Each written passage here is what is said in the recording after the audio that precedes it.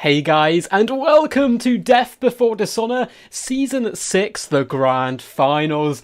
And boy, oh boy, am I excited. This is going to be some crazy stuff. We have 4 excellent players going to be bouting it out today in order to try and claim the crown for Season 6. So not only are they fighting for the crown, the pride, the honour of becoming a Death Before Dishonour champion, they're also going to be fighting for $50 prize pool, which was donated by the legendary Desert Fox of the Sith clan. More on him in just a second. Let's just get the boys in here quickly. Hey. And I'll get them set up before chatting to you guys a little bit more. So, Mr. Krablin, to pick and ban first. Awesome stuff. So our 4 competitors are, of course, the 4 champions of all the previous qualifying events. So in round 1, we're going to have Krablin up against Iskandar, also known as Giles, also known as Ace Combat now. Bounce around between names a little bit there. And in round 2, we're going to have the legendary Dactyr and Prussian Prince. I believe we actually have 4 clans being represented here, which is pretty funny stuff. So it's a nice spread out finals. I'm sure these guys have played each other before in the past as well. So they obviously know each other's play styles. So it's going to be a little bit of mind games as well to boot, just to mix stuff up a little bit. But how are you all doing today? So you've got quite a few people in chat. Hello! What's up, Zachary? I hope you saw my message on Discord to you. Peter Pan, how's it going, man? Hopefully you're forever staying young. And Andy says, hey, Doc, how's it going, dude? And David, I hope you enjoyed the video, and I agree. The only way to make a warrior priest more badass is more hammers. I think they've actually got 2 little hammers. I know they're carrying hammers and they have hammers strapped all over them, but unless you are a physical embodiment of the Hammer of Sigma, are you really a warrior priest? I would say arguably not. So we're simply going to wait here on Krablin to choose his pick and ban. It is the standard pick and ban system, of course. So you pick a faction, ban 2, and if it goes all the way to the best of 3, then we have a system kind of sorted for that as well.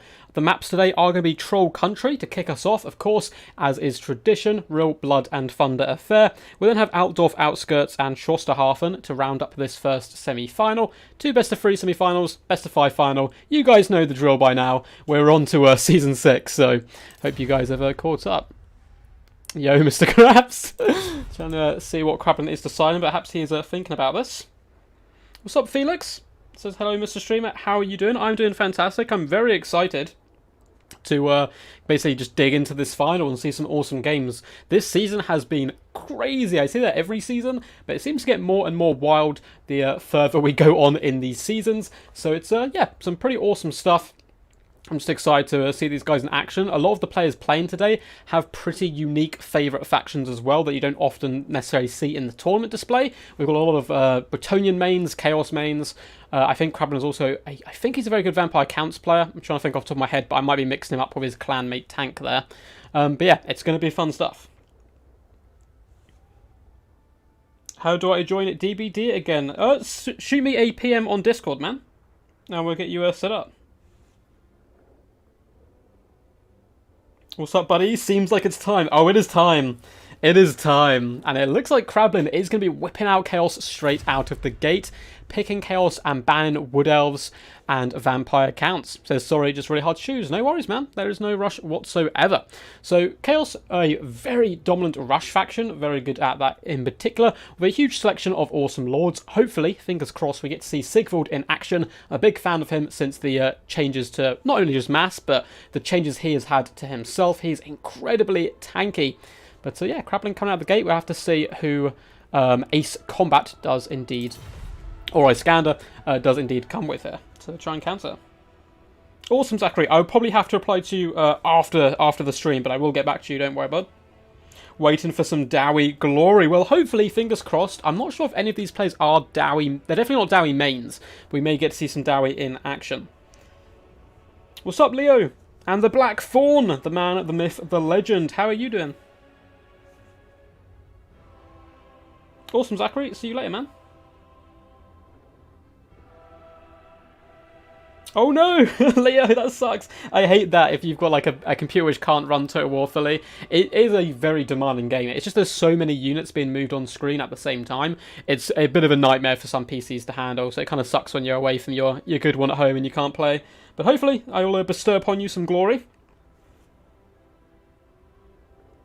Yeah, he's got to play Coast at some point with name Krablin. Looks like we are going to be seeing Greenskins. Greenskins are very dominant in the meta at the moment, in my opinion. I think they're a real top-tier faction. We'll have to see what they do up against Chaos here. Now, both of these guys can just pretty much rush each other. It is Troll Country, and I'm expecting a really quick first battle. I don't think it'd be too stretched out. There's not that much room for manoeuvring skirmishers. Greenskins can try it, and they may need to a little bit to fend off Marauder Horsemen and Horse Masters, who are quite good at taking down Greenskin large creatures, trolls, spiders, and so forth. So I think it's going to be a bit of an infantry meat grinder. But we'll have to see. Greenskins can play the artillery game slightly as well. Krablin is ready. Looks like he was prepared for some Greenskin action. So as soon as Ace Combat is good to go, we'll hop in. The Orc Boys, indeed, Chosen of Khorne. The lads are ready. Isn't there a story in lore? I'm 99% sure at one point, I think it's Empire are fighting the forces of Chaos, and Archaon is leading the forces of Chaos, and then all of a sudden a Greenskin War just comes like bundling through the battle. Grimgor like beats the crap out of Archaon, and then just like laughs in his face like, yes, I'm the best, I'm the strongest, and then he just turns around and leaves. Which, I don't know if it's a real true representation of what would happen in a one-on-one duel. Of course, Archaon was probably distracted by the gigantic battle that was taking place, but Grimgor does love to get in there and mess stuff up. Maybe we'll see Grimgor here, who knows? Perhaps the smaller map will suit him slightly. Can't wait to see some Coast. Love the pirates. I really love the pirate theme. I'm not the biggest fan of the vampires playstyle, or at least the dominant playstyle people bring for them. But yeah, thematically, they're so cool. Zombie pirates, vampire pirates, the whole thing's just really badass. Oh, they're not canon anymore, boo. Well, I don't really know what's canon and what's not anymore. I grew up with a lot of it, and then it's all kind of switched and changed around in recent times. Obviously, there was Age of Sigmar. I'm not sure what kind of that wiped out and what it didn't. Yeah, Debiggin's pretty fun, man. It's just a little bit too expensive for competitive play, I think, but it can carry a game as well. It's kind of a similar situation to someone like Imric, where Imric, most people don't consider him competitive, but if you get him in the right matchup, he will just carry the entire battle for you single-handedly. But yeah, it's just a very expensive risk, so I don't think we'll see a Rogue Idol, but perhaps we will.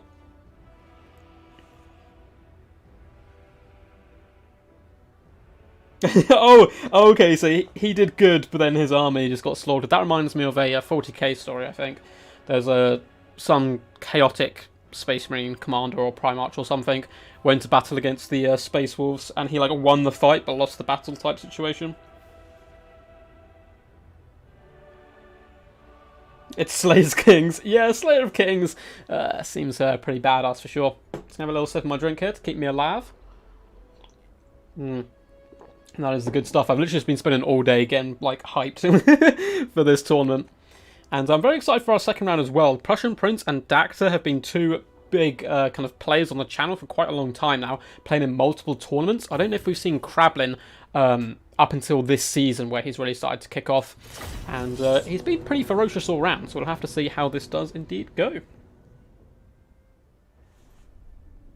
Oh my god, what's wrong with my keyboard? It's Skaven. That's what I blame. Anytime anything technical goes wrong at all, I'm just like, it's Skaven. It's not my fault. It must be something to do with them and their wicked ways. Good to see so many people joining and watching though. I hope you guys do enjoy. I hope you guys have been enjoying the season. The Death Before Dishonour seem to be some of the most popular streams, so obviously as soon as this one's over, we will be taking a short break, probably just a week or two, before kicking off the next Death Before Dishonour, and you guys can play. Of course, today is a finals, so there's normally 4 qualifiers, and then the winner of each qualifier comes together for the season finale. But yeah, anyone can enter, and if you want to enter, simply join my Discord. There's a link in the description down below. And I announce it on there, you know, a little while in advance, sometimes like a week in advance of when the tournament will kick off. And all you have to do is, you know, beat down the hundreds of opponents to get to this situation. But anyway, let's have a look at the builds here. So, for Ace Combat Unsung War, coming in here. A pretty badass name all round. It is going to be Grimgor. What a lad. So we are seeing Grimgor Ironhide. You speak of the devil, and the devil shall appear. And he is far improved. He has your next as well as best of the best. And he's far better than he used to be. And with the changes to mass and foot characters in general, maybe we'll get to see him in a more competitive sense a little bit more often.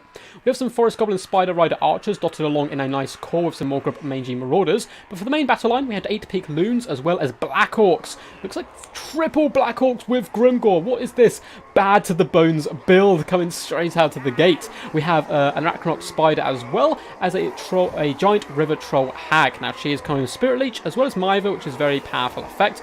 Overwhelming Odor as well will help out in certain situations. And we have some Stone Trolls, which are to be expected. They're incredibly powerful and scary, so a ridiculously hardcore rock and roll build.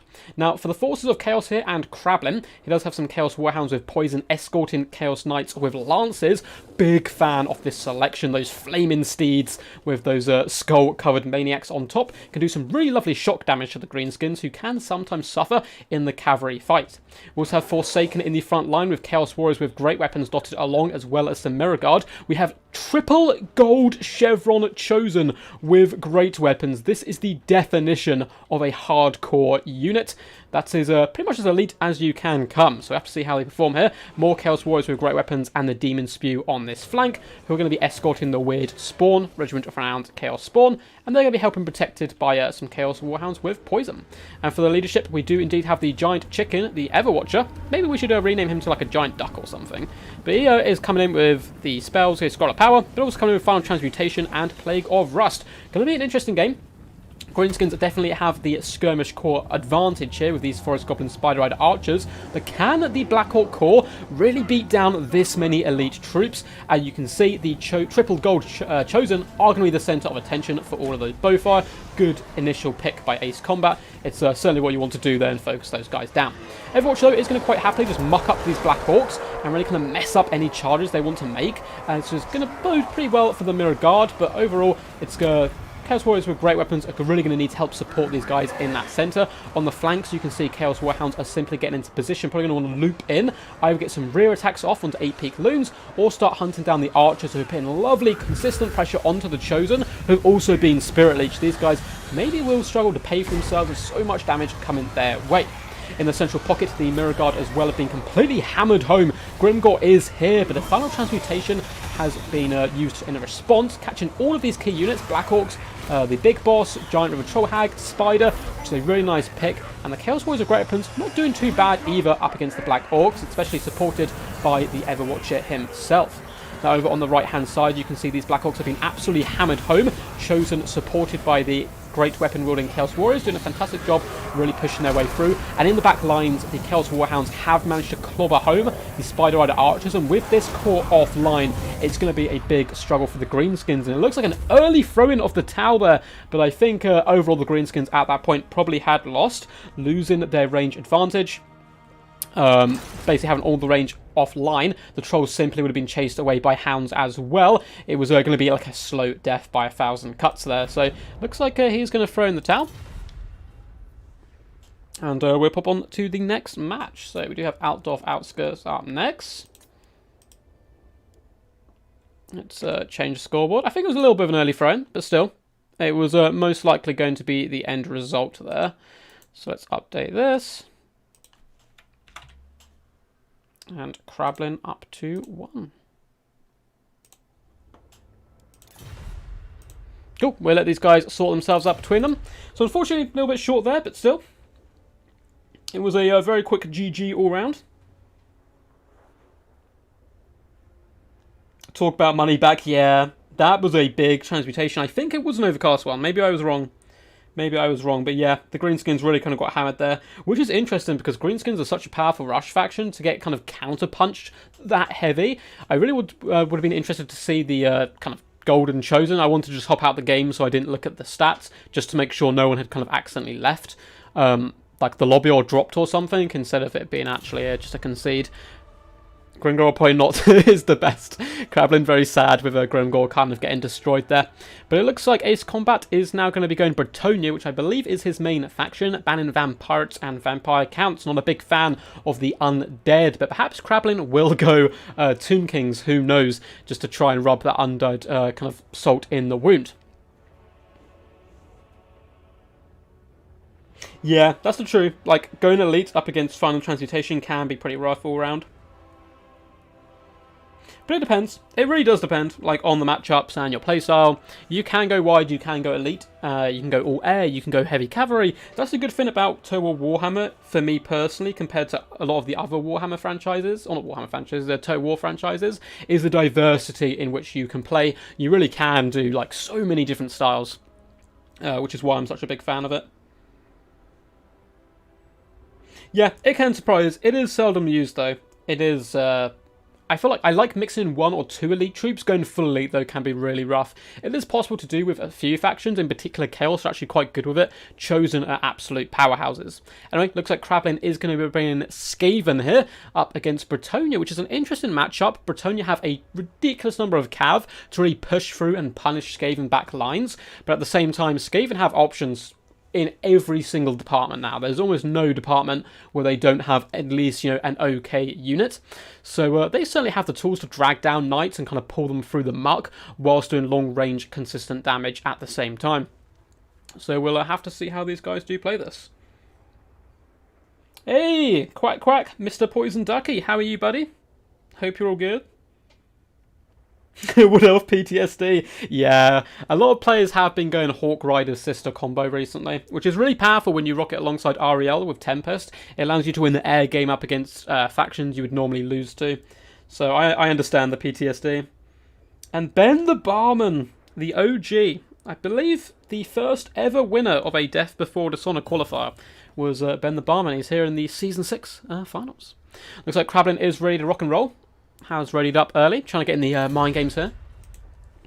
I'll have to see if Ace Combat, also known as Iskander, will be able to come back here.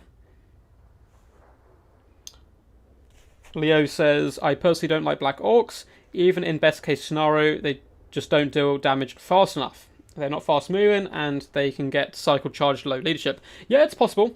It is possible. I quite like Black Orcs in certain matchups. I mean, he went Grimgor. You've got to bring the lads. There's no way. I'm disappointed there was no Crimson Killers. But apart from that, come on. Come on. This map doesn't favour Skaven, though. That is true. So, Altdorf Outskirts does have a lot of open terrain as well as wooded terrain, but it has a few kind of little dips and ridges, mainly where the road leads into Altdorf, where you can hide troops, and it really does mess up the firing arc of a lot of long-range units. But Greenskins don't have to go range. They can do kind of a multitude of stuff at the moment. Yeah, Poison Wind units in general are very powerful.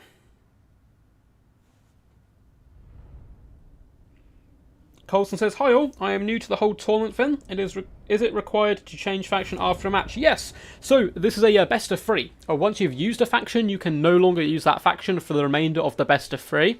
But whoever wins this and moves on to the finals, they then can play, you know, a faction they used in the semi-finals again. But happy to have you here, man. If you do want to get involved in the tournament scene, and, you know, play some games, feel free to join my Discord. There's a link down below in the description, or I'm sure one of the modders can, like, link you one in the chat.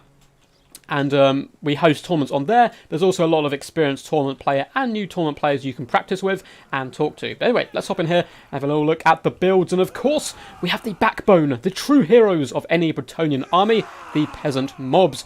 Only 100 gold. These guys are incredibly cheap. I'm incredibly unhappy to be here. They're going to be facing down some pesky rats. But they are backed up by the loyal knights. And it looks like we just have a ton of Grail Knights into the sunset. How many is there? Looks like they're currently dancing around, but we have 3 units, I believe, of Grail Knights. These guys are anti-large. They are literal living saints.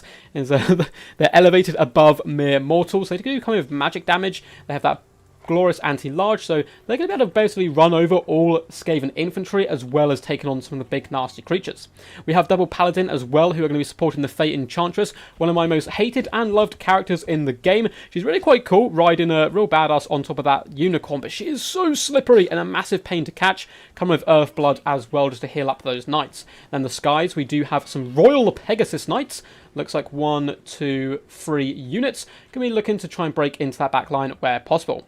Now, for the forces of Skaven, they've gone incredibly wide, and it looks like is that an all-combat force? I think it is, guys. So all combat Skaven, and they are kicking off straight away. So we have a load of clan rats dotted through, as well as Ishka's Triads, which are the regiment round Eshin Triads. And then we have Clan Vulcan Tail Slashers, as well as the Death Squad in that central pocket, who are backed up by an assassin. We have the regiment round Mutant Rat Ogre, as well as a load of Rat Ogres in the distance, including the Pit Fighters of Hell's Deep. And we have a Grey Seer of Plague, going to be coming in with loads of nasty summons, of course, and abilities. So, interesting to see so many Death Runners in action. I'm a big fan of these guys thematically. I've never really used them in tournament play. I'm not a Skaven main myself, so we'll have to see how they do. I mean, the Armor Sonners can be useful against the Knights, but there's not that many infantry for them to really kind of, stick their knives into. So it looks like the Royal Pegasus Knights do go for a bold charge into the Pit Fighters of Hell's Deep. Now, Royal Pegasus Knights are anti-large, so they're certainly going to have a pretty good time. They are rather isolated here. Now, in the main engagement, the Grail Knights are doing some glorious cycle charging into the front line, but as you can see, their armour is going to be getting weakened by the Death Squad, and they're having to pull out, running away from those pesky Skaven slaves.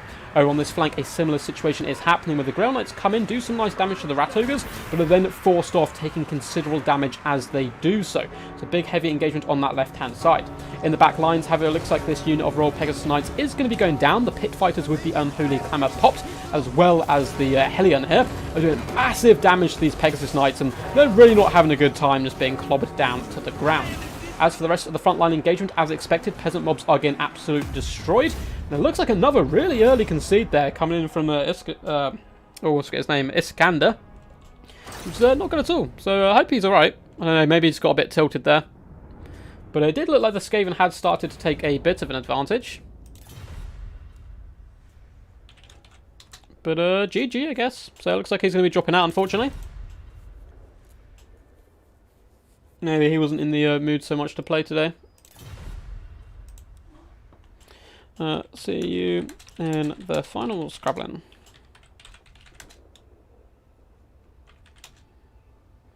Follow stream to see when you are up. Cool, well, that's a little bit sad, but, I don't want to make him play if he doesn't want to. But I think he just wants to leave there a little bit. Yeah, I think he's just getting a bit tilted, which is fine. Like, I understand when you play a couple of games and you lose a few.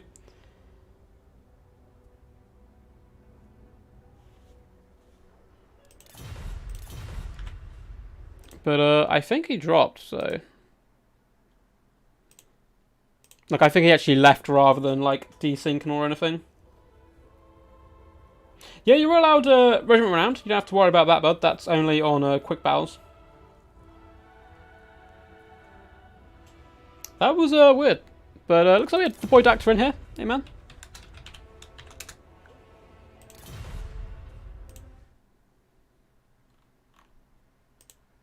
Hopefully Prussian Prince is ready. Because he probably wasn't expecting us to come on so early.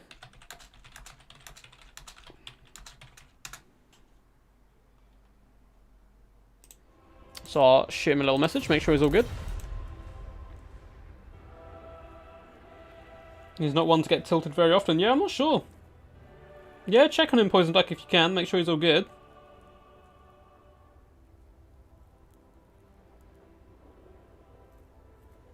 Hopefully it's not his just internet that cut out.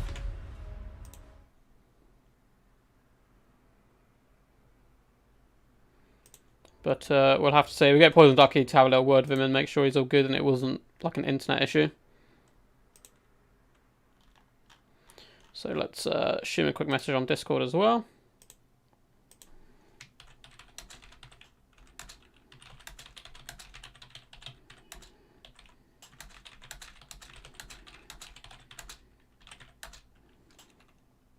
He isn't feeling well. Oh, crap. Okay, man. Well, that sucks. I'll see. Cool. Looks like Prussian Prince is on his way. Okay. Well, no worries. He's a true champ as well. Played fantastic in one of the qualifiers, so hopefully we're having back next season as well. If he's not feeling too good, then I don't blame him, obviously not wanting to play the games. I'll be tilted right out the gate. Yeah. Okay, that sucks, but he's been a good competitor all round, so hopefully we get him back. He wasn't quite He normally kind of gets into character a little bit in the chat, so I thought maybe there was something up, but... Prussian is on his way. So we're going into the second semi-final here. New game mode, Total War 2 fast round. Everything is decided after the first engagement, yeah. What's up, my boy Ronan? Hope you're here going to be representing XMD's Dacta here, trying to support your boy. And we will switch the maps up while I think about it. So we're going to be on Pillar of Bone. And let me change the scoreboard around. So, let's get the scores set back to 0.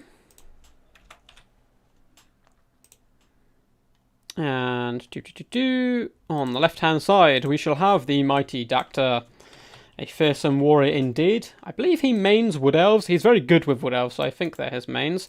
And on the other side, we do have the Prussian Prince. I'll just leave as a Prussian P for now, who I think, off the top of my head, is a Bretonnia main. He's a very good player all round though. He's got like a multitude of good factions. I've faced him before when he's used High Elves, Bretonians, Greenskins. He can bring a little bit of everything to the table. Hey bud. And we'll get these guys rocking. So it will be Pillar of Bone to kick us off. It sounds like a fascinating man.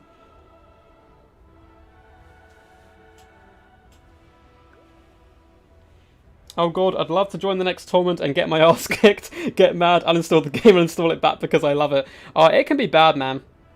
What's up, Chrysler? Glad you're here. And Legion! How are you? Thanks for the heads up, Blood for the Blood God. Yeah, I hope he's all good, man. I'll drop him a message afterwards as well.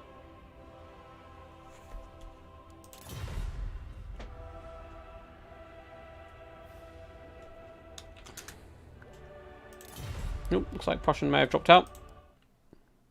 I crashed and can't rejoin. I will rehost.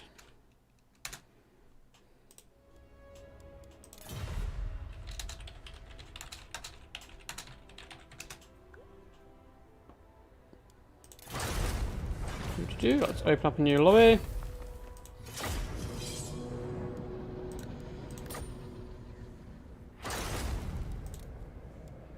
And remember to go to Pillar of Bone.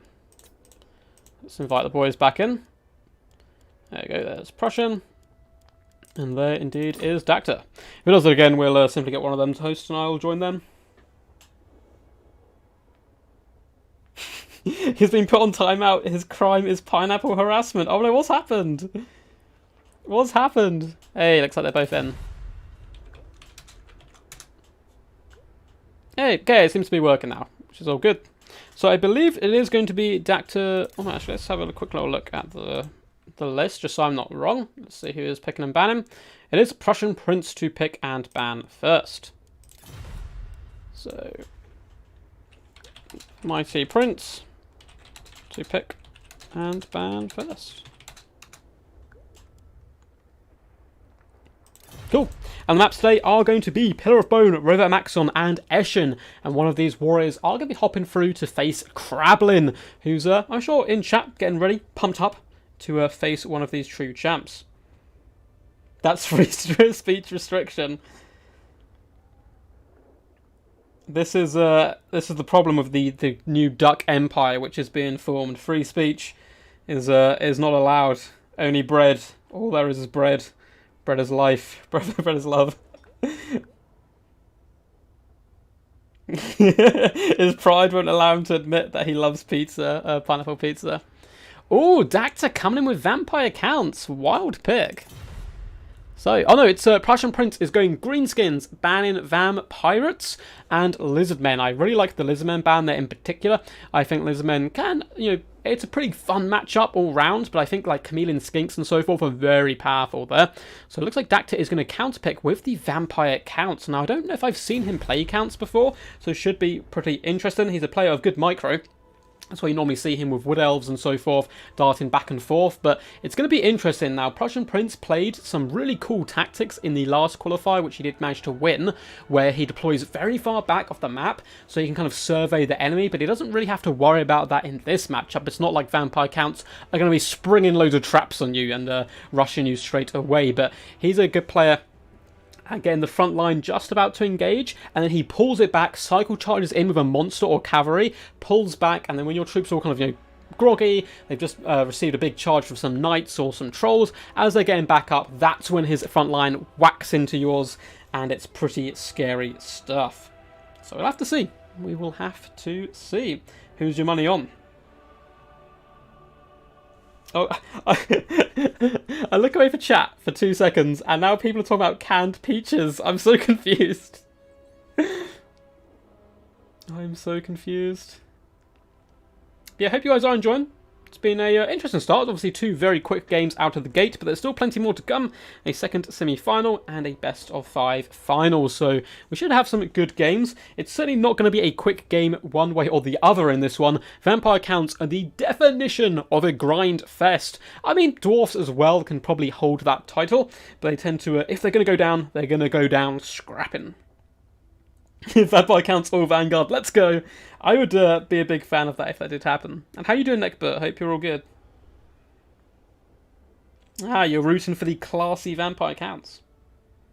I'm pretty sure Dacta saw Poison Ducky watching and was like, you know what? I better treat him. Better whip out those Vampire count players. But personally, I'm going to be looking for, a few Lizardman games. Someone could drop them in. Big fan of the Wood Elves as well. Tell Dacta to put XMT tag back. Yeah, he's not representing right now. I don't know what that's about. Maybe he's not planning on memeing. He's planning on just going extreme. So yeah, we do actually have, I think Iskander was ODM. So we have Krablin representing VM, and then Prussian Prince RTK, Dacta XMT. So a ton of clans representing here today. Dowie are the secret 4th undead faction. Now, do Chaos Dwarfs have any undead units? I'm trying to think off the top of my head. I don't know the lore particularly well with them. They're quite vague and kind of mysterious in lore in general, even more so than regular dwarfs. So I'm pretty excited to see when they do come into Game 3, which I'm pretty certain will happen. It'd probably be a DLC faction. But I'm very excited for Game 3. I do actually want it to be a little while away, just so I can, continue to grow the channel and explore more new DLCs and so forth before we do get onto the final game, because it's probably going to be amazing, but it will be the last one, which will be rather sad, although I'm sure they're going to be pushing out into more types of Total War games as well. I'm relatively certain they're going to trial a 40k Total War game at some point as well. He must represent. He must. They have haggard greenskin slays. Oh no. If the Vampire Counts were smart, they would raise Undead Dowie and be unstoppable. Yeah, well, they always raise undead men. I don't understand. They're... In the Warhammer world, they're pretty base. A man's not, the strongest thing you could resurrect, and it's not the most durable. So, I mean, I suppose it's just a bunch of bones, but, just resurrect a load of mammoth bones or something and bring them to the fray instead of zombies. I feel like you'd be doing far better in general. Oh, Ogre Kingdoms, hell yeah. Hell to the yeah. I'm down for some Ogre Kingdom action. I feel there's a good chance we're going to see Hobgoblins at some point as well, who I believe are led by a Khan, so it'd be like a Mongolian-style greenskin force, which would come in, which... I don't know how much lore is written about them, and how much CA would be able to draw on that, and how much they're allowed to have creative freedom and make their own stuff, but I think that'd be a really fun faction to explore all round. I want different zombie skins for different areas. That would be pretty cool. It'd be quite work intensive, I think, for CA to implement that. But yeah, if you were in All for One, you would have undead high elves and so forth, undead lions, and kind of dragging themselves towards the battle. But looks like the boys are ready, so let's rock and roll, guys, for the second semi-final. Who's your money on, Dacta or the Prussian Prince? What's up, Hamoud? How's it going, man? I'm very well, dude. I'm very, very well myself. I believe I saw you in someone else's stream the other day, actually. Can't remember. I don't know if I was chatting in that stream, if I was stuffing my face with pizza or something. Yep, I'm all good. Excited to be here. And ready for some glorious action. So let's quickly go through the builds. So for the vampire count, it looks like we do indeed have triple blood knights. I was about to say we don't. Dacta going for the real true champ's way of playing vampire counts, in my opinion. Triple blood knights. These guys, anti-large, frenzied warriors on their mighty steeds. They do not have the hunger, despite the fact that they are vampires. I'm not quite sure why they don't have it. I assume it's for balancing reasons all round. In the front line, much like Bretonia, the vampire counts have a staple, and that staple is zombies. So we have zombies dotted all the way along. They are, just animated hulks here to take damage. In the secondary battle line, we do have skeleton warriors. So Dacta having to go cheap and cheerful on his infantry corps due to how expensive his cavalry is. He also has a Banshee character down on the ground, one of the most pesky and sticky heroes to deal with in the game. Up in the skies we have a Blood Dragon Vampire Lord, and the Vampire Dragon always looks particularly menacing to me. He has Heart Piercer, Helm of Discord, we have Raise Dead, Dance Macabre, Invocation Heck, all that good stuff. And you can quite clearly see the combo going to be darting in on the Blood Knights for those big engagements and flank overwhelming moments. We also have a Black Coach, which Black Coach is one of the heaviest massed chariots in the game, so even with the change to mass, it should be able to pull through rather easily. We also have some pesky hounds in the back line in the form of direwolves.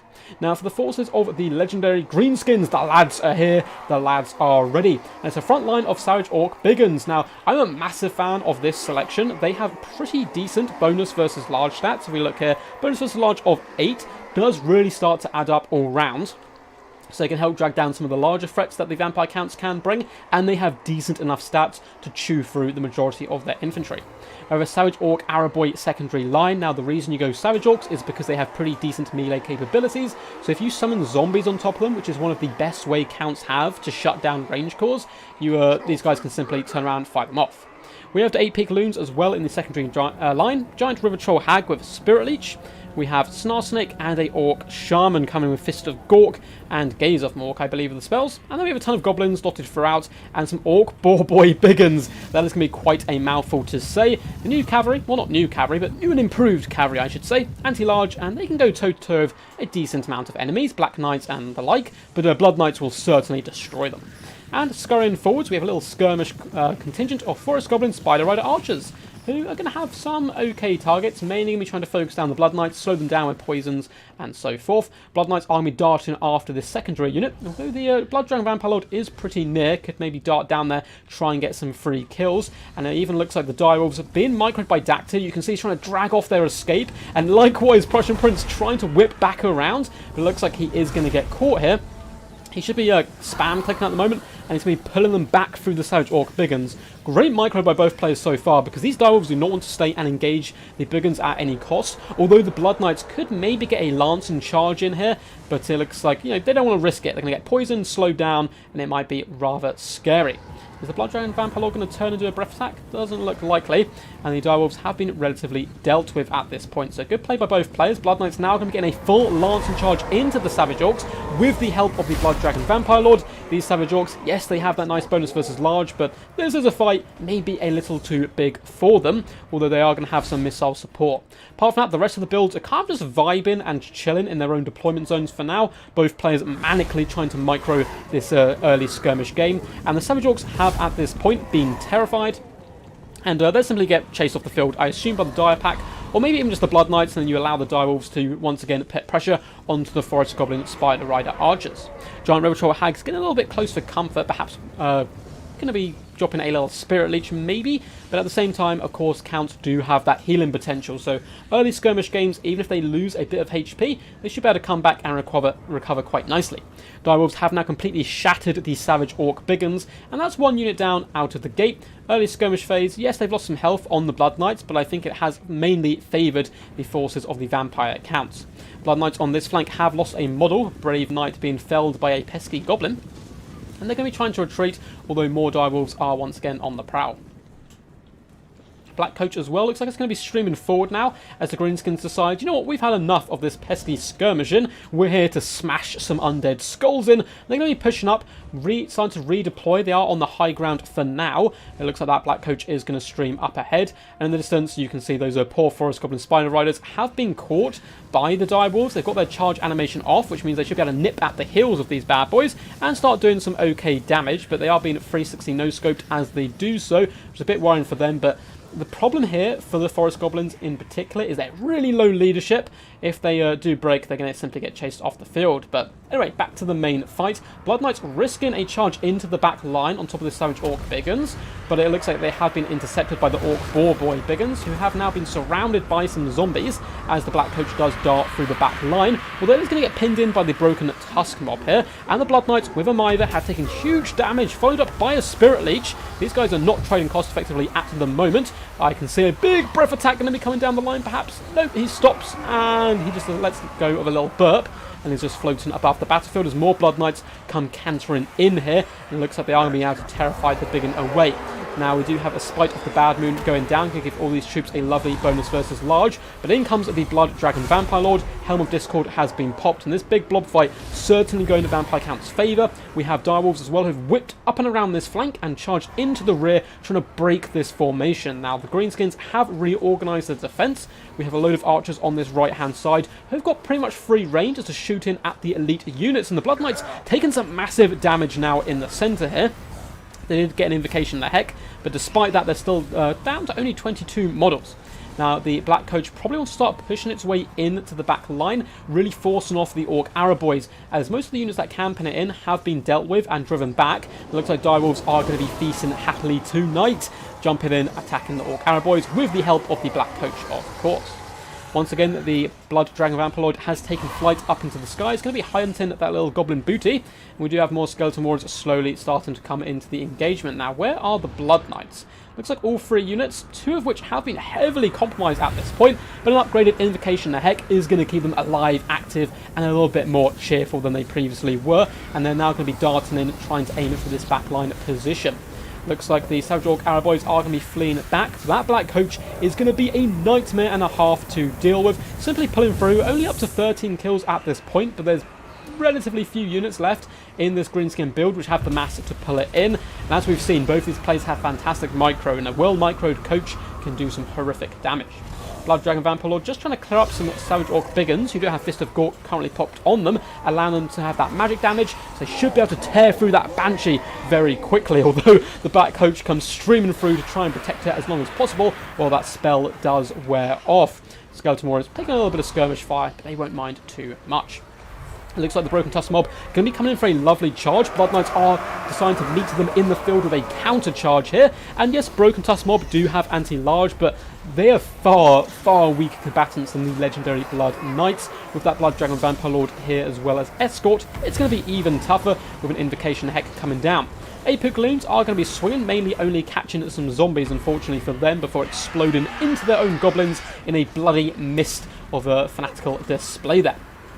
Black Coach once again trying to shut down Savage Orcs, and some units are doing pretty good for the Greenskins, but I would say currently the match is favouring the undead. Big fat breath attack coming down on those Savage Orc Biggins, doing some really nice work, and he's managed to pull out his Blood Knights at the correct times. Despite this, they've taken pretty huge damage, which is a little bit scary for them, and the Night Goblins with Fist of Gork on them imagine to give these Blood Knights as good as they get, especially with Snarsnake here. And it's still anyone's game, despite I think a small advantage to the counts, but now we do have a Fermented Fungi going down on the Blood Knights, and this is a bit of a disaster for the Vampire counts. They can be lowering their melee defense, force them to take engagements up against the Broken Tusk mob, as well as some souped up goblins right now. But it looks like we do have a Helm of Discord in response coming in by the Blood Dragon Vampire Lord, which is a really nice save there by Dacta, as Blood Knights are having to commit to the fight.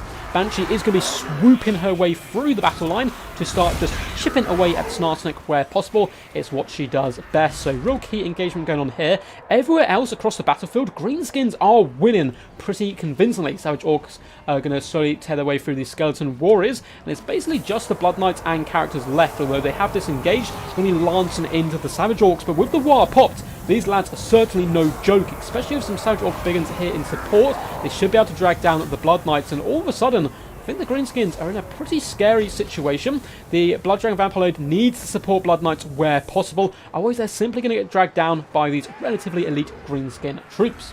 The Broken Tusk Mob have given up hope at this point and completely disappeared, and a big breath attack coming down on that Orc Shaman, doing some lovely work. But he's going to be counter-punching with a spell. Fist of Gork once again going down on the Savage Orc Biggins. Yeah, the Lord needs to hammer home these guys with the Knights at the same time. Looks like we are going to be seeing a zombie summon coming down, really trying to break the morale here of the Savage Orc Biggins. Banshee is going to be swooping back once more. Now, balance power relatively heavy in favour of the Vampire Counts, but it looks like the Blood Knight's pretty much done for. At least 2 units who are coming in with a Lance in charge once more, really trying to break the back of this build. And this is a big problem for the Greenskins, is Terror, that Banshee, as well as, of course, the gigantic, scary Dragon running around, is going to tear out quite a few of their troops. And if you can isolate characters such as this Orc Shaman here and force them off, the rest of the Greenskin troops will probably follow suit. But a fermented fungi has gone down on the Dragon Vampire Lord now, allowing Snarsnake to get to grips with him while archers do pour in fire from different angles. So pretty scary stuff, but I think he would still just about have enough about him to finish off Snarsnake, and that balance of power is going to swoop heavily now into a glorious victory for the Vampire Counts. We just have the 8 Pukaloons standing their ground, trying their best, but they are going to get trampled on by some vicious Knights. That was crazy stuff. That was crazy stuff.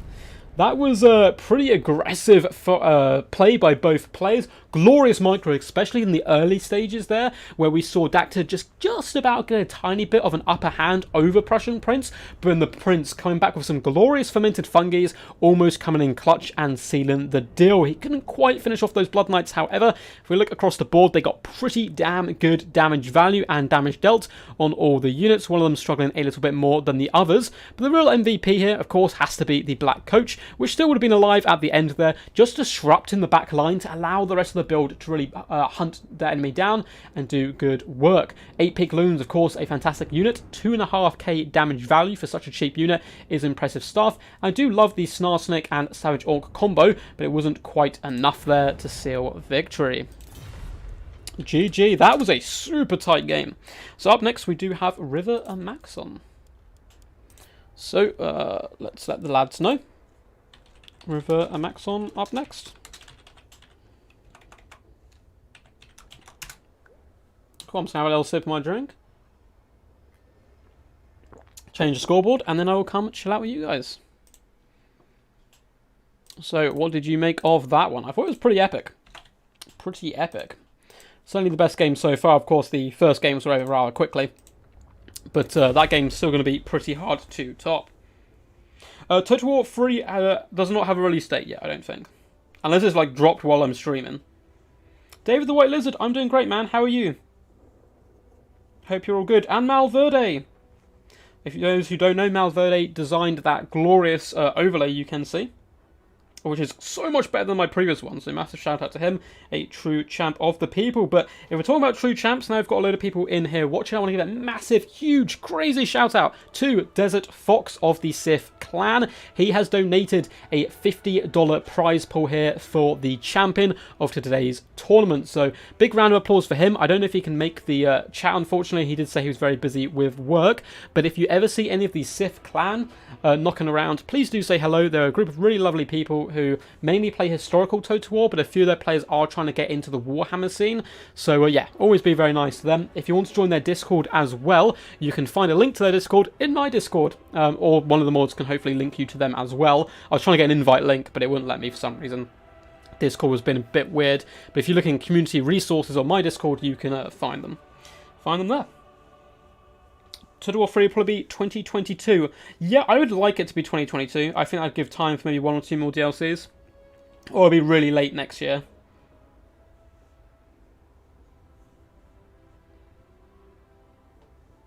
I'm doing great, man. I'm having a feast today. Awesome. Hope you enjoy, man. I really enjoyed like the feast at Christmas and stuff. It's always good to gorge on some food. Quack quack, Mr. Silent Spaghetti. How are you doing? Why are undead units not ducks? I don't know. I don't know. Yeah, man, the Sith clan are super cool. We actually had a clan war up against them between DBD, which is the clan I'm part of, and the Sith clan, and it was really good fun. Dacta, I just, well, I can't just go about picking my woody boys, especially after I big them up so much. And Dacta is going to ban Tomb Kings and Bretonnia. He is very good up against Bretonnia with the Wood Elves, but Prussian Prince is an exceptional Bretonnian player, so it's certainly one you don't want to mix and match. But it looks like he did not ban Dowie. So I think Dowie here would have been a good pick for Prussian Prince, but if he doesn't play them very often, it's better to stick to your guns, and High Elves are very good in this matchup as well. Lothran Seaguard are an absolute MVP. Now, one thing I think the Wood Elves have going for them now, which they didn't have before, is the Sisters of Twilight. You can burst down archers very effectively from long range. You can also compete in the air game pretty well up against the High Elves now. We'll have to see. Oh, happy birthday, Aaron! Happy birthday, man. Hope you have a great day. Are you indeed 21, or is that just your name?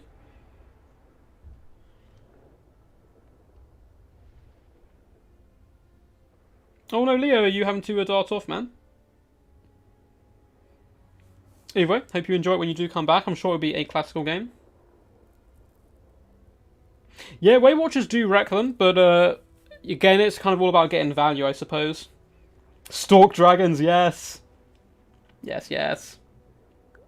Now guys, if you are enjoying, feel free to hit that big old thumbs up button. It really does help push out the stream to more people, so you can convert them to the Warhammer, to become cultured Warhammer experts, as well as slowly turning them into ducks, so we can create the Great Duck Empire.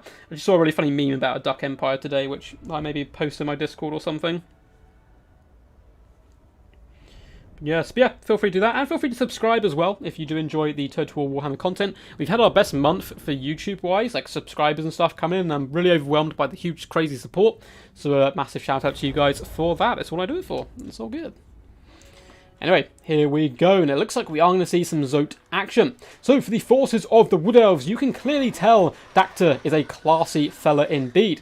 Going to be bringing in the mighty Orion, and Orion has had a few changes. He can, of course, Vanguard, which is we should have always had, but didn't always have before.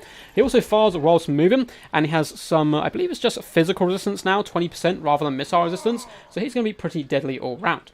It looks like we do have some Blade Singers in the mist, just one unit who are darting around somewhere, who can actually fight in two different battle styles, one better armor piercing, and one that turns them into absolute lawnmowers. Personally, I'm a bigger fan of the War Dancer kind of character models or whatever, but, they're still pretty cool. We also have Eternal Guard as well as Dryads dotted through, and proven once again, just because you have Vanguard, you don't need to use it. You can deploy in your own deployment zone if you so wish. Looks like they're going to be taken into the forest as well. We have double Zotes, anti-large. Pretty good. The one problem with Zotes is their low leadership, which can be a real struggle, but they do come with two Earthbloods and a Flesh to Stone each, which is very deadly. For the Skirmish Corps, we have some Glade Riders with Spears, looks like just the one unit, and we have a Branch Wraith for the Magic, Earthblood, and Pendulum. Pendulum has been nerfed relatively considerably, I think, but it's still good, of course, up against the rather tightly packed formation of the High Elves. Now, for the High Elves themselves, we do indeed have a big old fat line of spears, which is what you expect, using the map rather well here to cover a flank. And we also have a ton of Lothran Seaguard in the secondary battle line. Now, the reason I like Lothran Seaguard is light cavalry charging into them. Seaguard do not care. They will simply turn around and poke you with a nasty pointy spear. Apart from that, they're shielded with a glorious silver shield and can do some pretty good long-range counter-skirmishing themselves. We have a Mage of Life coming with Shield of Thorns and Earthblood, and we have Alithanar, Prussian Prince, not to be outdone with some of my favourite characters in the game, bringing it the mighty Aleph himself. And the reason you want to bring him here, apart from counter-skirmishing the enemy, is the Stone of Midnight. Now, it's a very expensive item, but it gives 22% missile resistance to nearby troops. That includes all of these Lothran Seaguards, so with their shields and that missile resistance, it's going to be scary stuff. Hidden in the trees, we have some Spearmen and triple Dragon Princes, bad to the bones warriors who once rode the skies on legendary dragons, who have now been kind of relegated slightly, I suppose, down to being on mere horses, but still, it's they have a good presence on the battlefield. Now, it looks like we have, Glade Riders are going to be hiding in the flanks for now. This unit over here needs to be very careful. They don't want to get caught out by Dragon Princes and so forth. And the High Elves are going to be advanced in here, which is good to see, as the Wood Elves are going to have to slowly start to stream out from the trees, led, of course, by the mighty Orion. Now, Dryads should be able to chew through Spearmen pretty effectively. They can, of course, struggle up against Silver and Guard due to their magic resistance, but I think for the most part it is just basic Spearmen for the High Elves. So the Dryads will be able to break through that rather quickly, and they're going to have to get into that back line because they don't have any archers, which is really rare for the Wood Elves, right?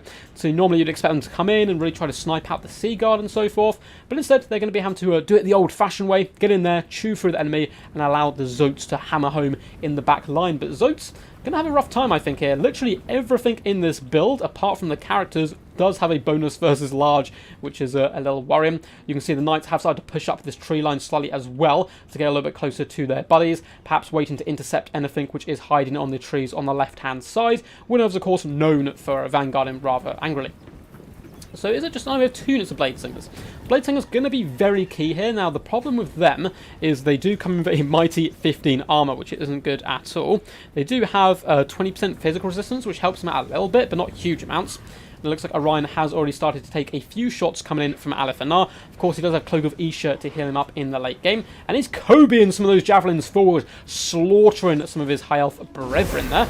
Looks like we are going to have the Hounds coming down and a big fat pendulum, but it's expertly dodged nearly. So the back of one unit of Lothran Sea Guard was caught, but it has messed up this formation quite heavily. Now the Wood Elves are going to run in during the madness as Hounds bounce through Lothran Sea Guard, and we have Hawk Talons pushing the Lothran Sea Guard forward once more. Blade Riders do find a nice little hole in the back line. Dragon Princes desperately rushing to try and intercept, but the Lothran Sea Guard have not been able to shoot any of the front line down, and now the Wood Elves are going to be able to engage throughout the front line here.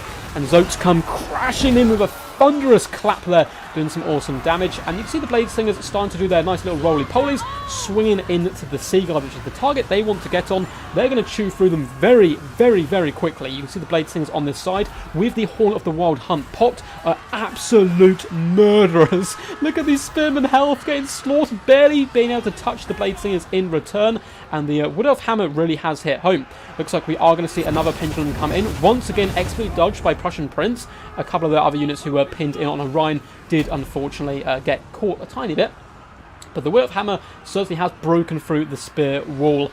And it's looking a little bit dicey for the High Elves at the moment, but they do have those triple Dragon Princes. One of them in the distance, managing to isolate a unit of the Dryads, the Regiment of Renowned Ones in fact, should be able to slaughter them with relative ease without taking too much damage. Then they can wrap around this flank and start hammering home the Dryad battle lines. But the Blade Singers, real MVPs here. I haven't seen many people make them work. I know they are very good, but they have to get good engagements and kind of avoid missile fire where possible, and they're now surrounding a load more of the Sea Guard. But you can see the High Elves have managed to rally here, trying to make a bit of a stand up on the high ground here, forcing the Wood Elves uphill through this tight gap, where Dragon Princes can cycle charge downwards and bow fire of Lothran Sea Guard can rain down. But the Wood Elves are looking pretty dominant at the moment, I would say. Dragon Princes are going toe-to-toe with the Zotes, which is an engagement they don't really want. Hawk's Talon once again dodged. Prussian Prince's micro has been ridiculously good with the dodging. His map kind of awareness, very, very good. Lothran Sea Guard are going to be darting forward once more, or Spearmen, sorry, who have rallied to the cause. And this is where the Wood Elves may have fallen for a bit of a trap. Now, they're stuck in the central portion, and they have Dragon Princes cycle charging from both sides, just hammering home troops. And Wood Elves are very, very squishy, so this is going to be a big problem. Now, Zotes have counter-charged downhill, but the Dragon Prince is going to fall back through Spearmen, who can plug the gap and keep the Zotes nice and busy, as more Dragon Princes do swirl into the fray. Now, they're going to be trying to finish off Orion, which is both a gift and a curse. One, it's going to help the balance power quite heftily if your opponent's lord is weak and injured. And if they can kill him, that's great. You know, obviously you're going to get a big boon to your battlefield. But Orion is deceptively tanky. 20% physical resistance is no joke. But when Cloak of Isha also pops down on him, he becomes an absolute nightmare to deal with, because it gives him another 44% damage resistance, which does stack. So that's the 20 on top of the 44, and he starts healing. You really need to finish him off if you are going to put all your eggs in one basket to kill him. Now, Blade Singer's doing pretty good here. They are getting Earth Blood alongside all of these lovely Zotes. and the Horn of the Wild Hunt is popped once more. Orion really trying to hunt troops down in the back line. Is going to be a darting on top of Dragon Princes, as well as shutting down Lothran Seaguard, being a big nuisance. Now, Alephanar is a really cool character, but he's not the type of character to go toe-to-toe with someone like Orion and win the day. He kind of gets steady value over the course of a whole battle. In comes some Zotes as well to help support, really hammering home these Dragon Princes. And I think the Wood Elves looking pretty good. But once again, Lothran Seaguard drag themselves forward, and we have a load hiding in the trees, giving the Wood Elves a taste of their own medicine, unleashing arrow after arrow from the woodland terrain. Mixture of Dryads as well as the Blade Singers have carved up the remainder of the infantry. Dragon Princes desperately trying to get those good engagements on them. They will annihilate Blade Singers on the charge, but wherever they go, the Zotes are not too far behind, and another Earthblood coming down is really going to help heal these bad boys up. Now, Orion is still taking a lot of missile fire, down to 859 health, but he is also, you can see his healing cap. He's still got plenty of potential left. Dragon Princes getting dragged down from their mighty steeds here. Oh boy, do they wish they still had those dragons. Zotes as well looking relatively strong into the late game as the High Elves get pushed further and further back from whence they came, as the Wood Elves just simply overwhelm the main battle formation. Now, the Mage of Life is falling back, going to be desperately trying to heal off on any Dragon Princes that remain, because they're now so close to the board edge. If they break, they're simply going to be forced off. Double Dragon Princes are going to be returning though, darting between trees and over the overgrowth, coming in for one last glorious lancing charge, no doubt. Now, they do have some good targets. It looks like there's a pocket of infantry on this left-hand side they can really punish right now to try and drag their way back into the game. Although it looks like Dacta has noticed, instantly switches direction to try and pull them into the centre here and allow the Zotes to countercharge back. And now you're in Wood Elf territory as well. So all of those Dragon Princes are, of course, going to be getting a debuff for fighting in the forest. Wood Elves, as their name would suggest, do not care when they fight in forests. In fact, they get buffs. Orion is still going strong, 800 health and gaining, although a big bolt from Alephanar does come in, clobbering him pretty good. But he's up to 102 kills, which is some impressive stuff. Lothran Seaguard have started to shatter, and it looks like it is the Dragon Princes and the Hero Core that is all that remains. The Zotes coming in with their big hefty hammers, and yeah, you can see the Dragon Princes not having the best day. Pinned in as well by a Tonal Guard with their pointy spears is pretty scary stuff. And I think there is going to be kind of one last final stand here before the Dragon Princes do start to flee. Alephanar slinks off into the shadows. Crazy stuff. Crazy stuff. Oh no, I'm seeing something about cheese. What's the cheese? Oh, Cheese Wheel Lord. How's it going, man? But yeah, guys, that was awesome. So Prussian Prince, Brilliant Afanar, got some good damage value and damage dealt across the battle, but his Dragon Princes really struggled where they needed to excel. So they still got great damage value, but they needed to be hammering home the enemy and protect that back line. But the Wood Elf Rush, very deadly. Look at these Blade Singers, 1,600 damage value on one unit, the other 2,300. Now, Orion was the ultimate distraction. He simply plunged into the High Elf lines and says, come at me. And you want to kill him. He's there. He's messing up all your troops. So you chuck everything at him to try and drag him down. But he doesn't care. He's going to stand there, absolutely tank it, and allow the Zotes to carry it home. The double Zotes not getting the craziest damage value, but those Earthbloods, Flesh of Stones really helped out the foot troops, allow them to carve up that High Elf build really nice. So very well played. GG. Great set of games. So, we will invite the legendary Krablin back in here for the finals. Where are you, Krablin? There you are. Boop. Drop him a little invite, and let's change the map to Astalian Toon. So, I'll update the scoreboard quickly. So, that was a glorious 2-0 there to Dacta. Although that is now going to be 0 again. Bring that back down to 0. And change text on the other side to Krablin.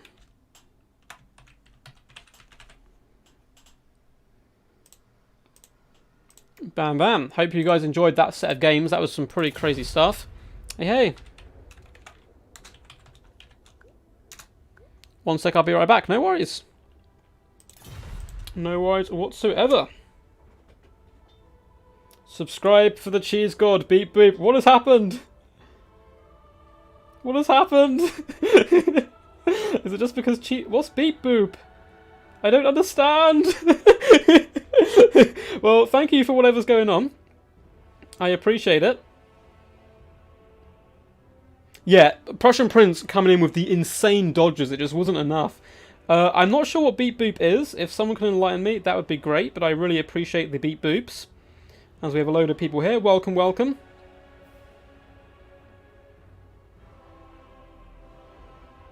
Subscribe for the Cheese God. Legend of Total War sent us. Oh, what a hero! I got raided. Well, I appreciate you guys tuning in. This is a tournament we have going on now. It's a multiplayer tournament, so we have a season called Death Before Dishonour. There's 4 qualifiers over the course of a couple of months, and the champion of each qualifiers come together for a big final showdown, and you're here just in time for the finals, believe it or not. So we have Dacta up against Krablin. It's going to be some good fun. But yeah, hope if you guys enjoy, feel free to stick around and get interested in some multiplayer action.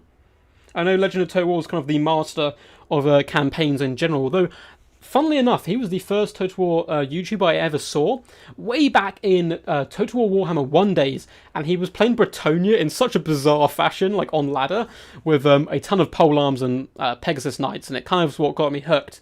And then eventually I got a computer good enough to run Total War, and I kind of came back into it, and yeah. It was him and, I think a guy called Mr. Smart Donkey. It's Karen Pickwright, yes.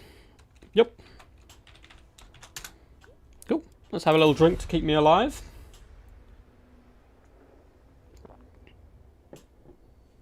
What have I missed? So, you've missed the 2 semi-finals. We are now going on to our final, which is going to be best of 5, of course, as always. And yeah, Dacta versus Krablin. The first set of games, the first semi-final was over quite quickly. Unfortunately, one of the players, Iskander, who's a really nice guy, really good player, fell a bit under the weather, so I think he got a little bit tilted. He kind of lost the 2 games rather early on and decided to kind of throw in the towel. But the secondary games between Prussian Prince and Dacta were incredibly fierce and very close games all round. But Dacta has managed to prevail so far. So we'll have to see if he goes on to win this. Alcoholic drink to keep you alive. If you were there to serve me, Ben, then I certainly would have an alcoholic drink. But I actually quit drinking a while ago. I'll still have like 1 or 2 drinks a year, maybe. Aethelwolf, love the name. I think we spoke about this before, but if you're named after the English prince, I want to say prince, maybe king. That is very cool. I think he's a prince who did eventually become king. I'm currently reading the Last Kingdom books, which are incredibly good. So it looks like Krablin is going to be going Chaos, going for his main faction straight out to the gate to try and get an early advantage. And he's going to be banning Wood Elves and Lizardmen. And Dacta, of course, being a Wood Elf main, I'm sure there's going to be grumbling about that quite a lot. Although Chaos do have some good tools to deal with Wood Elves, mainly in the form of the Giant Chicken. But I still think it is a matchup which does favour Wood Elves slightly. And looks like Dacta is going to be going for Greenskins. Slavic way, drink alcohol to keep amount of blood in your veins low.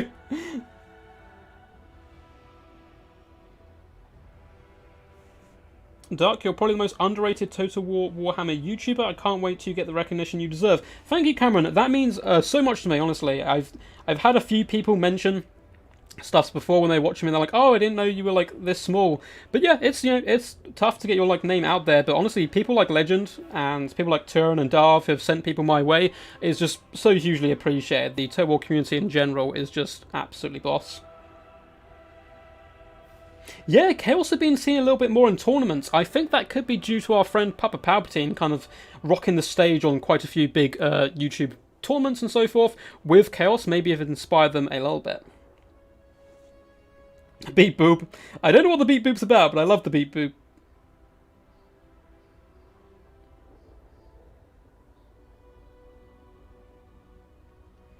Yes. Yes, yes. Ooh. Who's your money on, lads? Do you want to see the war? I really hope we see Grimgor again. He didn't really get a good display in the first semi-finals, but I'd love to see a bit of Grimgor action. I can see him doing good here as well. I know Grimgor for so long was such a meme, but I generally think he's pretty decent now. The only problem is Greenskins have so many fantastic lords to real deal with. Yeah, C's buff has made him far more competitive all round. He's a nightmare to deal with if you haven't prepared for him. Thank you, Sneaky Giant. I really appreciate the kind words, man.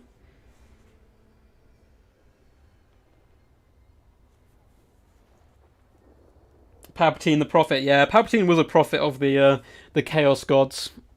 And he's brought them into the sunlight a little bit. Unfortunately for him, and all kind of Chaos mains, I'm a little bit worried that they're not going to get much love till Total War Warhammer 3, because it kind of makes sense that there'd be a big centerpiece of that, with of course demons coming into action, and demons themselves I'm very, very excited for. It's going to be interesting to see if they split them up into multiple factions, or keep them all together, and just have huge variety in army roster. Looks like the lads are ready to rumble though, so let's hop in here and get the best of 5 finals underway. The next settlement I raise, I dedicate to the duck. The great duck gods. Quack, quack, we shall rule the world one day. Yeah, coast nerfs have helped. I still think coasts are incredibly powerful. I don't think the nerfs were as significant as some people make them out, but I think it has helped balance them out slightly. Oh, aspiring champions. That would certainly be an aspiring sight to see. But here we are, on a Stallion Tomb, a pretty close quarters map to kick off this finals. And let's go through our boy Dacta's greenskin forces. So we're seeing some Savage Orc Boar Boys, a unit you basically never saw before, but all the Boar Boys in general have been improved, and these guys have some really cool models. I do wish we saw them a little bit more in competitive play. We have a load of Orc Boys as well for the main battle line. It looks like he's just sorting out his formation now.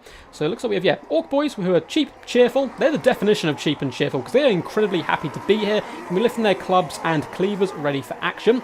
We also have some Black Orcs in the central pocket. Now, Black Orcs didn't get the best showing early on, but I really do think they can be an absolute powerhouse. They have relatively decent armor and fantastic AP ability as well. And yeah, it looks like we don't actually have 8-pick loonies for once, which is a pretty crazy in a greenskin force.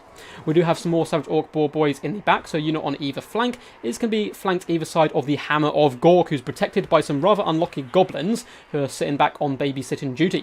We have a goblin big boss who has sneaky stabbing, a very powerful hex, which does lower armor and melee defense of a lord and hero. And we have a goblin great shaman on top of his mighty spider, a ferocious beast indeed.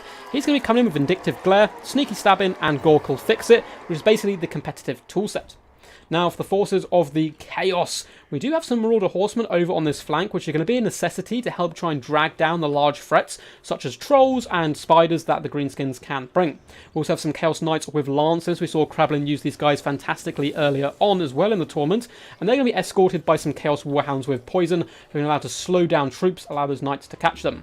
We then have Forsaken, Mirror Guard, and it's basically the same build as before, actually. So Forsaken and Mirror Guard in the front line, triple gold chosen.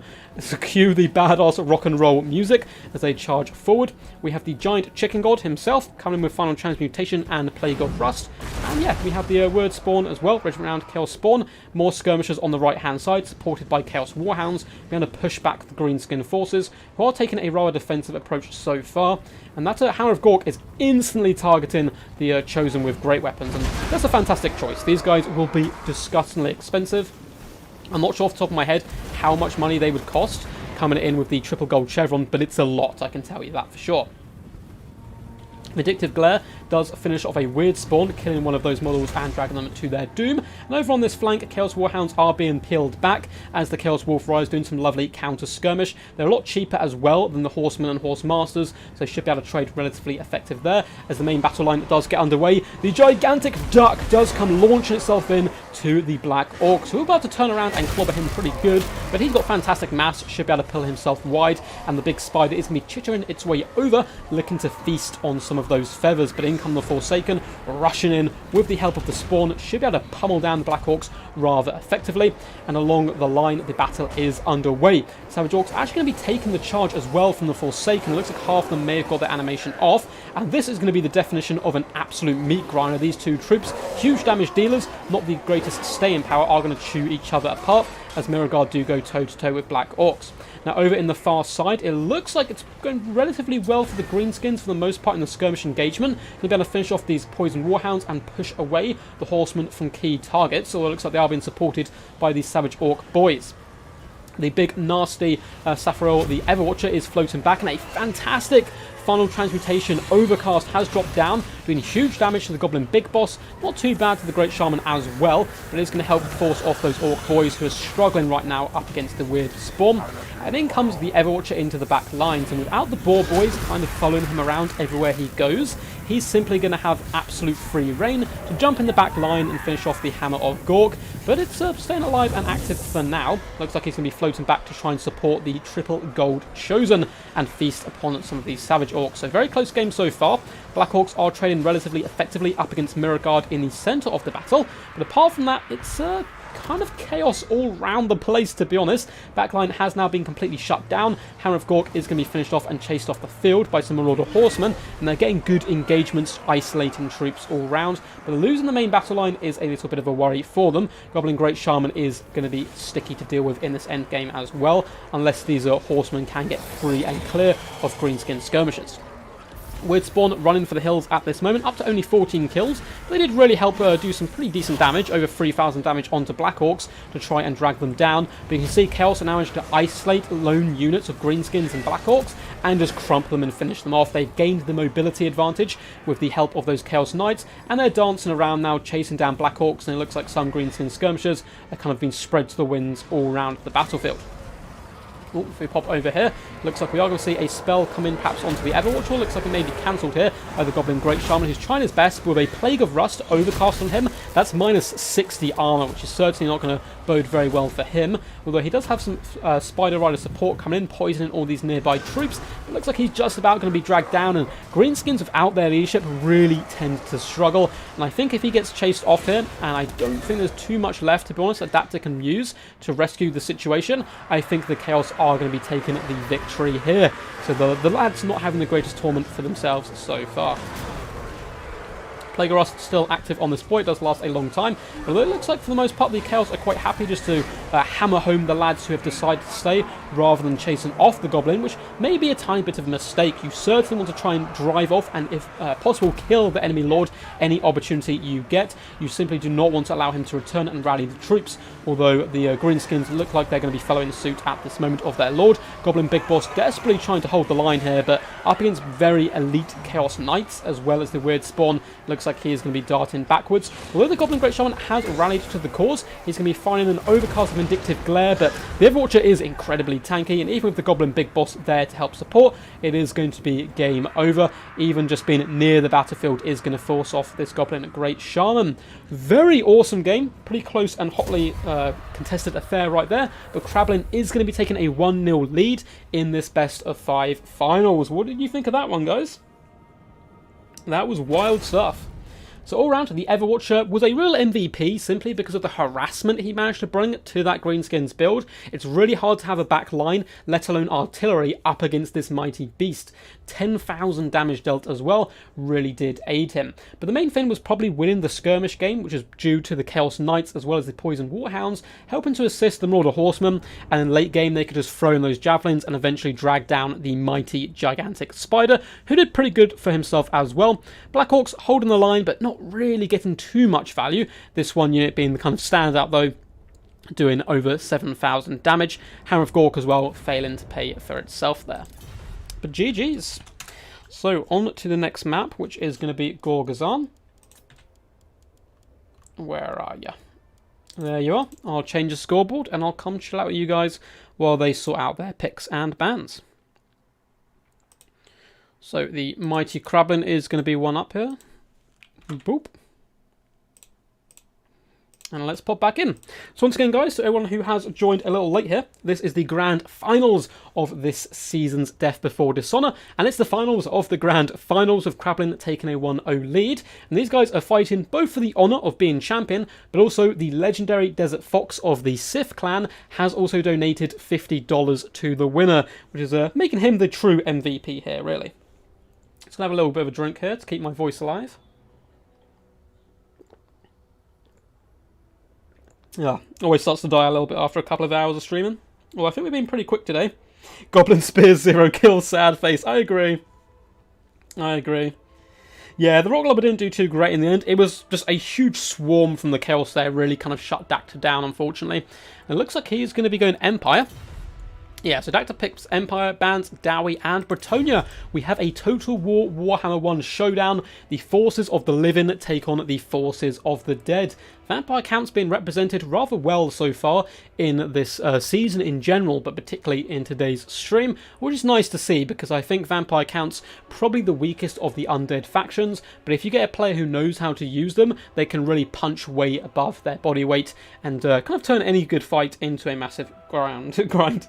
Duckling sounds good too. We need to convince Dacta to change his name to Duckdoor.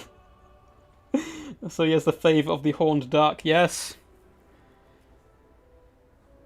Yeah, Malverde, in my Discord, like, everyone's changed their name to something duckish. I think it's Ductor or something on my one. Vampire Council. Yeah, hope you guys are enjoying. It's awesome to see so many new faces here and old faces alike in this multiplayer showdown. Krablin ready to rumble straight away. An experienced and veteran player. Looks like he has builds ready and set. And same with Dacta. Both these guys wasting no time hopping straight into this second game. Personally, I'm really hoping for this game to go all the way. All 5 games would be absolutely fantastic. Sigma screams Walt. It looks like he's representing the forces of the Empire here. I actually had a really cool replay from Walt up on the channel a couple of days ago showing the power of halberdiers, which I'm a big fan of. Man-child versus pigeon boy. Yes. A rubber mallard of war. Yes. We have so many awesome duck names. There's oh god, there's so many to like go through. I'm trying to think what Talaxan Soothsayers is because his changes as well. I think it's Duck Slayer or Duck Soother. But anyway, here we are, and a nice risky pick coming in by the Vampire Counts, but first and foremost, we'll go through this Empire build. So we have double Huntsman. Huntsman very good in this matchup, good at taking down some of the larger, scarier threats. It looks like they are going to be sandwiching the silver bullets here in the central pocket. Regiment of renowned handgunners who do magic damage, and have Stalk, which is pretty useful for them. For the main battle line, it is going to be relatively cheap and cheerful. We just have a ton of spearmen dotted all the way around in a defensive formation. And in the very centre of the build, we have some flagellants, Sigma's most dedicated and berserk zealots, fighting alongside the Sigma Sons, who may actually be a little bit more dedicated because they are also unbreakable, but they don't whip themselves and do all that crazy stuff that these guys do. Apart from that, we do have the mighty Volkmar the Grim leading the force here, as well as a fire wizard. Now, Volkmar's going to be very good here. He's perfect for clearing chaff, relatively tanky with his regeneration as well, and he's going to be bringing all the goodies. Grand Soulfire, Grand Shield of Faith, Grand Hammer of Sigma, and Banishment.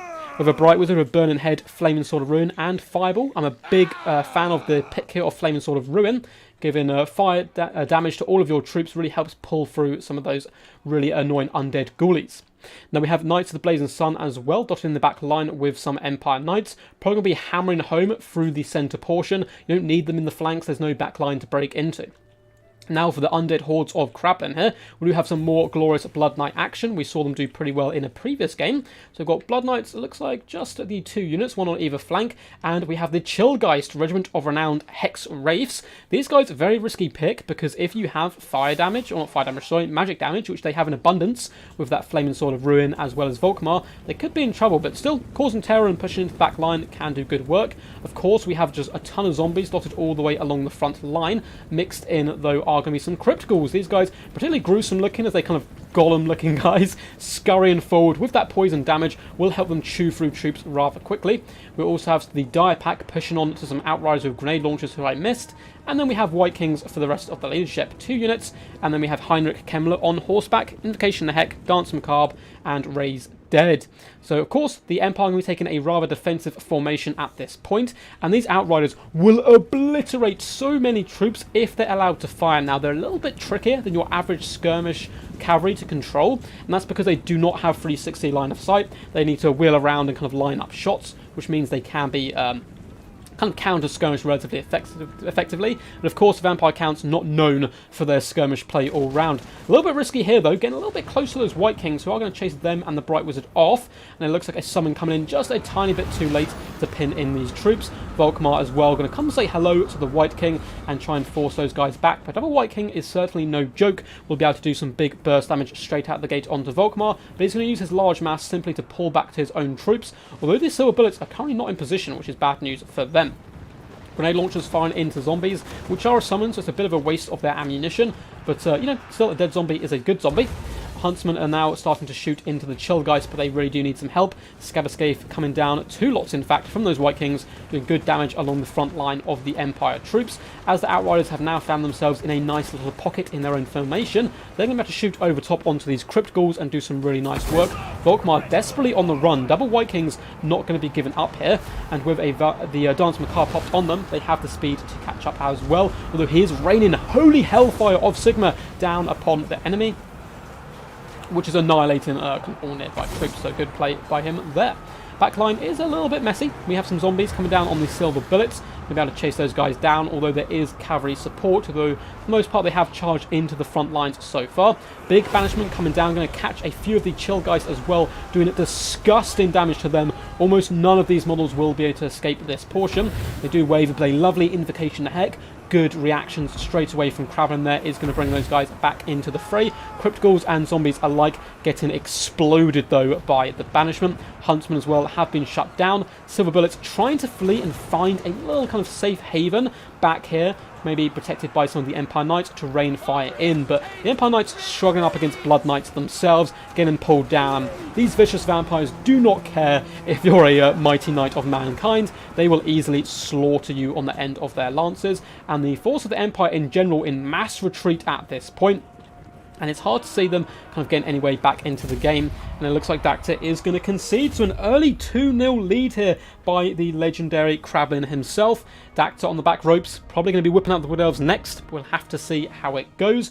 Lovely play all round with the cavalry contingents. Now, not much damage dealt yet so far, but they still had pretty much full health and so much potential to come back into the game. But the probably 2 picks, which I think won this game for the Vampire Counts the most, was those White Kings. Huge damage value across the board from both of them already. They were just a fantastic counter to Volkmar, hunting him down, pushing him away from the battlefield, and therefore he couldn't protect his back line, allowing the Vampire Counts to really swarm down the Huntsmen and Silver Bullets. So GG.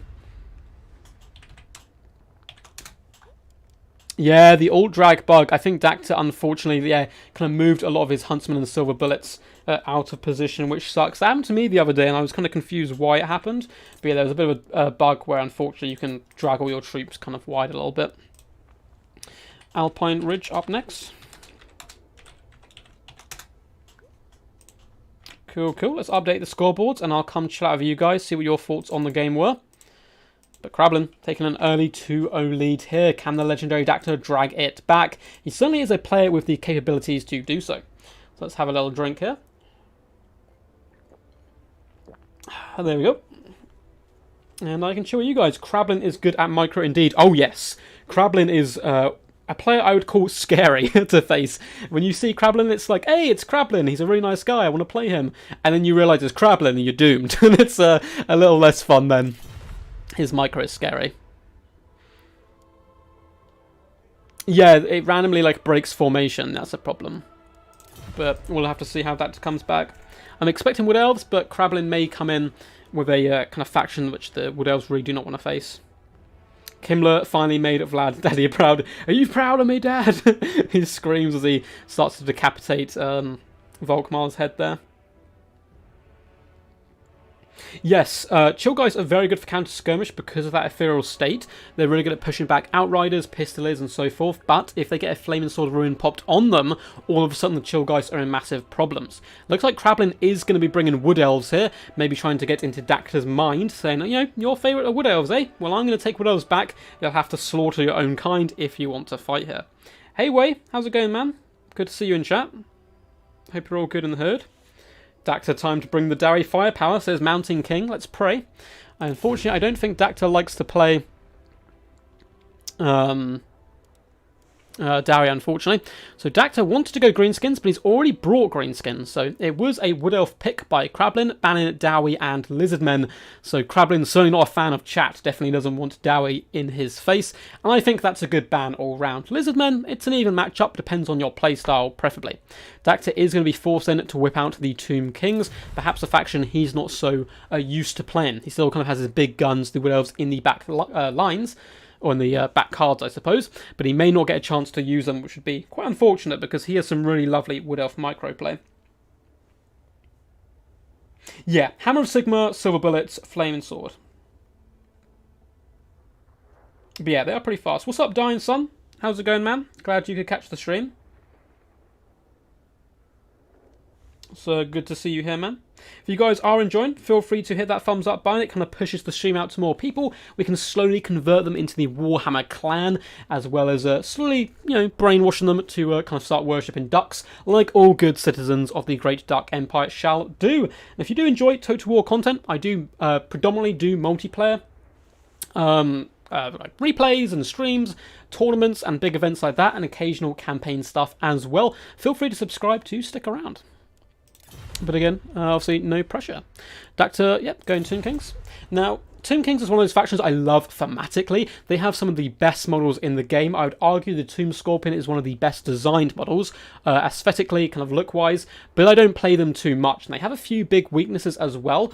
In general, breath attacks, burning heads, any kind of pendulum effects are very good up against them, but we'll have to see what Krablin's Wood Elves do bring to the table. I don't know if I've seen Krablin play Wood Elves terribly often, but the scariest thing in the game right now, I think, is honestly the Wood Elf Doom Box, or Death Star formation, is really scary. And the main reason it's so scary is because their cavalry is so quick and self-dependent. It doesn't really need much protection if you have Glade Guard with Hagbane tips, because they'll poison anything which will catch them. They can just bob around doing nice poison damage, raining it down, and you have a big old box of spears, either with Durfu and Ariel, bit of both maybe, and it's a little bit of a nightmare to deal with. Equally, you can go box with an Air Force, which is a little bit scary. Looks like these players are saying good luck, have fun. Let's get this show on the road. Imagine Dacta bringing melee Tomb Kings using a rush build of Khalida. We can hope. We can hope. Is it true that UK citizens worship ducks? Well, on the low, it is true, but we don't publicly state this yet. We're not ready to initiate order quackety quack, I suppose, and finish off the humans for good. The worst thing is I did eat duck on Christmas Day, which is like cannibalism. But it was delicious stuff. I do love crispy duck. But, maybe it was a duck who had kind of, shamed us or something. Can't wait for Rubber Duck to look at the chat and wonder what went wrong with humanity. There's a lot going on in chat. I'm currently looking at it on my phone as well, trying to zoom through. It's pretty hard to catch up with everyone. Yeah, who would have said in Total Warhammer 1 that Wood Elf boxes would be meta? It's more of a duck cult. Cult's such a dirty word. Anyway, let's have a look at Dacta's build, facing down his only friends, which is the Wood Elves, of course. So we have Skeleton Warriors, cheap, cheerful, pretty happy to be here, I suppose. They are, of course, summoned, so they probably don't have any minds of their own, but they also have some Tomb Guard in the mix, and I spoke about this earlier on in the stream. I really like mixing in 1 or 2 elite infantries when you've gone majority chaff. It really can catch your opponent off guard and has a little bit more of a power base to help support your back line, especially if you've invested heavily like Dacta has done. So Skeleton Warriors dot along the front line, Tomb Guard in the secondary battle line. We then have triple Shopti Great Bows, one of which is the Chosen of the Gods. Slightly worse, in my opinion, at taking down single entities, but far better at taking down infantry. So a nice mix of the two there. We also do have Ark in the Black, so no Khalida, sad face unfortunately, but still, Ark in the Black is a bit of a badass. He's going to be on foot, which is rather interesting. Normally you see him at least on a steed, and he is going to be coming in with simple Spirit Leech. He has the Liber Mortis, Staff Nagash, and the Tomb Blade of Arkan. I've never seen him leave home without those items. They are incredibly powerful. He's going to be protected by a Tomb Prince, coming with that lovely anti-large, on foot, and with Guardian. We have 2 Scrim Skull Catapults in the back lines, and let's have a little look at the edge of the map. It looks like for the most part he's fine. I might drop a message and say he needs to move forward in a second, but we'll have to see if he does advance. It looks like Krablin is going for a glorious rush build, which is something I'm a big fan of. We have Dryas dotted all the way along the front lines. These guys are going to be very good at clearing through the chaff quickly. We also have the Wraiths of the Frozen Heart. Not only do they look slightly cooler than the regular Dryads, but they do also come in with a glorious Frostbite. Leading the force, we have Orion, the master of the kind of vanguard now. Wild Hunters of Kurnos on the left-hand flank, as well as the Lost Silver Knights on the right. We have Ariel in the centre. She is, of course, coming with Berry Wine. Let's have a little look at the rest of her stuff. We have the Acon of the Oak of Ages. We also have Soul Stealer and Apotheosis. And yeah, pretty badass build to boot. Glade Guard with Starfire Shafts in the back line. No longer do magic damage, but still do fire damage. Little Silver Knights are being pushed away by a little skirmish corps of Skeleton Horse Archers, who I did miss early on. Not going to be taking too much damage at all. In fact, turning to engage. These are horsemen, yeah, don't want to do this. Don't want to be charging into Silver Knights. That's going to be a bad day for sure. Looks like Dactyl does realise his mistake, though, and he's going to be pulling back rather quickly. Dryad's getting absolutely slaughtered by the Screaming Skull catapults, who do, in fact, do magic damage. They may want to switch their target to those Silver Knights when they can, but of course, like all Forest Spirits, normally Dryads get a lovely little bit of physical resistance, but the magic damage is simply going to kind of negate that all round. In the front line, we do have a summon of Skeleton Warriors dropping down to stop the charge of Dryads and hold on the back line a little while longer. Ariel coming to say hello and have a bit of a wizard duel here with Arkan, who's getting flung to the ground. Looks like a Soul Sealer is going to come down as well from the evil crazy lady herself, but she's taking some massive damage here from that Tomb Prince, who's having none of it. In the back line, the Lost Silver Knights have managed to hammer home this right-hand side with the help of the Dryads, and these catapults need to shoot these guys down, otherwise they're going to be an absolute terror. The Shopsy have started to be finished off here, which is certainly not good for them at all. It looks like the Chosen of Gods as well are being shut down on this left-hand flank. Orion just hammered home. Krablin is here for just means business. This entire tournament, straight out the gate, coming strong in every single game. Wild Hunters of Kurnos are doing some lovely cycle charging on the left-hand side, although they have taken a bit of a pounding. It looks like the catapults are now launching far into the Glade Guard with Starfire shafts, trying to wear them down. In the centre here, the Tomb Prince trying his best up against Ariel, but she has some wild attack animations. It makes her really hard to hit all round, so she's way more tanky than you would expect. It looks like we have a Summon of Shopsy in here to aid, as well as Arkan the Black. All three of them combined should be able to drag down Ariel. In the back lines, the Lost Silver Knights are finally finishing off one unit of Shopsy. It looks like we are going to get that Acon of the Oak of Ages coming down. It does some okay damage. People seem to be a big fan of it. I'm not sure if it's worth the cost, but I guess it's, does some free damage. Wraiths of the Frozen Heart are starting to dive into the backline as well, and unfortunately for the Tomb Kings, their backline has just been completely shut down, and despite the fact they may be able to assassinate Ariel, which is easier said than done, she's going to be dropping a Soul Sealer, doing massive damage to all of these units and healing herself up in the process. And if you sacrifice your backline just to try and finish off Ariel, it's normally going to be a bad day. Screaming Skull catapults struggling a little bit as well to do big damage to the Glade Guard. They're not the most accurate, I suppose, all round, and the Tomb Prince has now been felled. There's a pocket of strength for the Tomb Kings in the back line. Tomb Guard are going to be carving the way through Dryads, but it looks like it is going to be game over. A quick 3-0 final. Today's tournament was incredibly fast with some heated displays though.